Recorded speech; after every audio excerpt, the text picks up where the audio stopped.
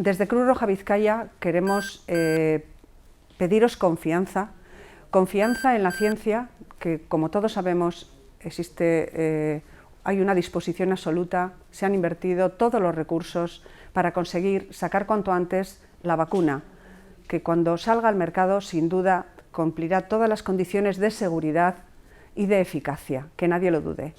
Asimismo, tenemos que confiar en nuestro sistema de salud, que cuenta con los mejores medios, no solo de diagnóstico y tratamiento, sino sobre todo con los mejores recursos humanos. Los sanitarios han demostrado sobradamente.